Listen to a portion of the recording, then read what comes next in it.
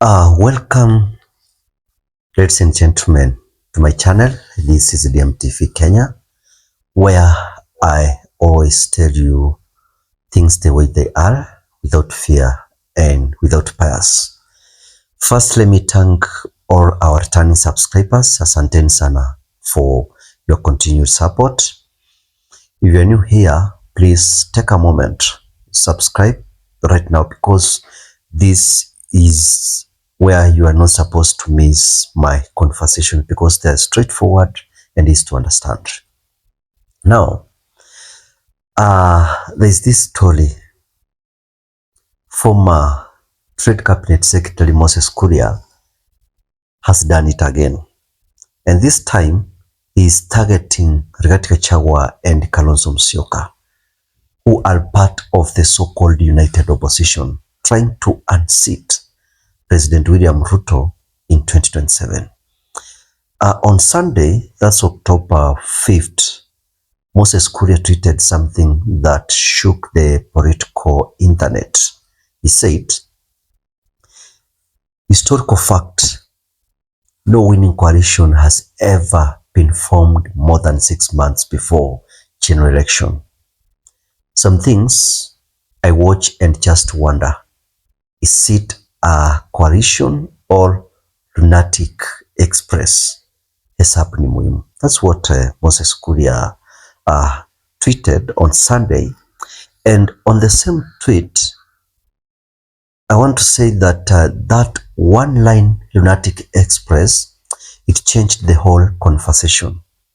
And Moses Kuria was basically saying that Gachagua and Kalonzo's alliance is doomed to fail because they are forming it too early. Ukiangalia na ile kishindo walianza, they started together even with Fred Matiang'i, lakini saizi they have isolated him. Moses Kuria argued that in Kenyan history, successive coalitions are always born close to the election, not years before. To him, he understands the early excitement around this, that he quoted and said united opposition is nothing but noise, or as he called it, a Lunatic Express. But we must ask this, is he right or is he playing politics? Because history has shown that many strong coalitions like NAC in 2002, Jubilee in 2013, and Kenya Kwanza in 2022 were all formed close to election year. Lakini mambo ya kisiasa hubadilika and things change, and so do strategies. Let us be honest. Moses Kuria is still politically loyal to President Ruto. Even though he's no longer in cabinet, by attacking Gachagua and Kalonzo, he's defending Ruto's space while also testing his relevance on the ground. Moses Kuria is a man who understands attention. Every tweet he posts is a political statement. So this message was not random. It was a calculated shot. It was meant to remind everyone that he's still watching, still relevant, and still playing games in Kenya's political game. Now, let's look at who he was talking about. Of course, he was talking about Gachagua and Kalonzo Musyoka. And these two have lately been meeting and sending signals that they might join forces to form an opposition front against Ruto in 2027. Na tujui kama it will work until that time. They call it the united opposition, of course. And Gachagua tunamjua ni mtu ambaye hajafurahia na ile kazi UDA wanafanya, hata kama alikuwa part of the party. Kalonzo, on the other hand, has been preparing quietly to take charge of the opposition since Raila Odinga is also preparing to go home.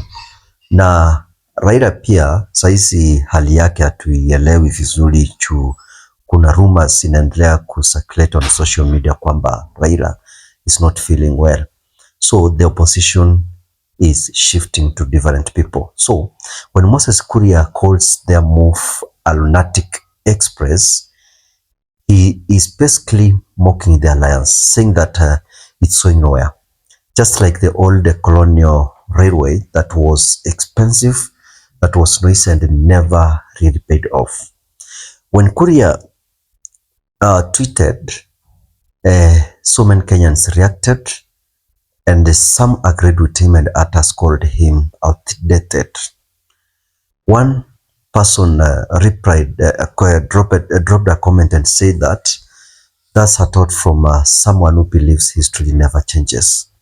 Another one also replied before and said that before Ruto, no DP ever won the presidency on their first try. So history is there to be written. And someone else added and said that they rush the math and end up on the Lunatic Express.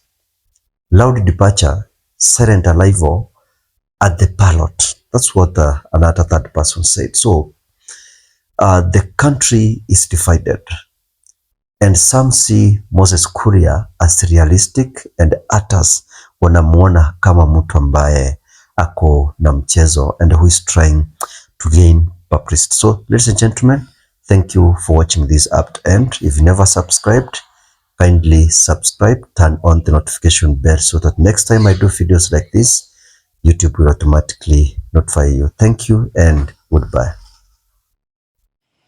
My name is Wambugu Nyamu, born and a resident of Nyeri town. And the reason I've come here, I want to address the Gema Nation. And I want to address them about one Rigathi Gachagua. He gave a statement yesterday that has left me perturbed the whole day. Knowing Gachagua for years, having been his chairman of JAB party in Nyeri, having known him and his late brother, who we were one-time political allies and we dined in their homes. The statement he gave yesterday that we should shout down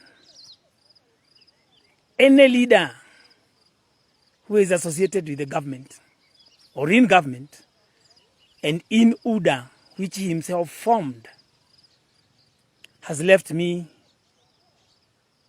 in a state of worry. I want to take you a little back. When Rigathi Gachagua was the governor of Nyeri between 2013 and 2017, there are things that happened in this town that will make you understand the statement behind the motive behind Gachagua's statement. And I know he's been fighting Ruto, who himself is a bad leader, one who has tested this nation. But remember, we warned you not to elect Ruto. We told you he has a history of persecuting people and of bloodshed. You never listened. That is not the story of today. Anyway, Akina Gachagua and his team of Dede and Ichongwa and all that, they campaigned for him wholeheartedly. They even disparaged, abused, disrespected the then President Uhuru Muigai Kenyatta. But that's not my story. Back to 2013 to 2017, and why I'm worried about Gachagua's statement. I remember the government of Rigathi Gachagua was chaotic.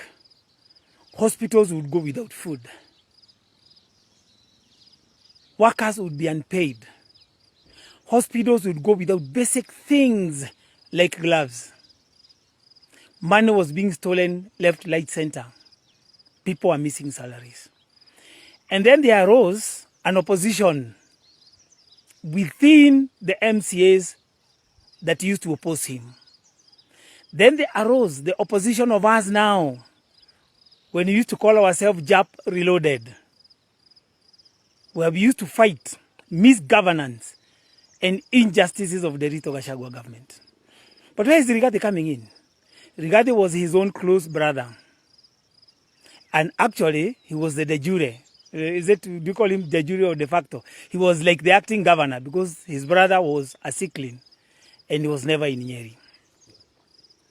When criticism started on his government, he formed a gang of men we used to call men in black.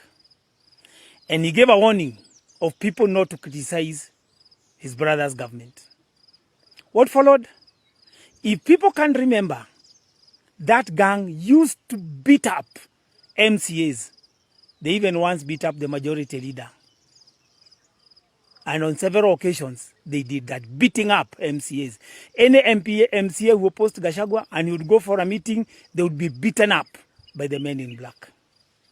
When it comes to the youth, those who went to social media to criticize his brother's government, they used to be arrested left, right, center. Actually, that time I was the chairman of JAP. So many occasions, we had to go to police stations to bail out young people from police stations just because they used to oppose his government. One time he even had a young man from Madeira jailed for 6 months on libel because he could not be able to raise money. And even one man called Faris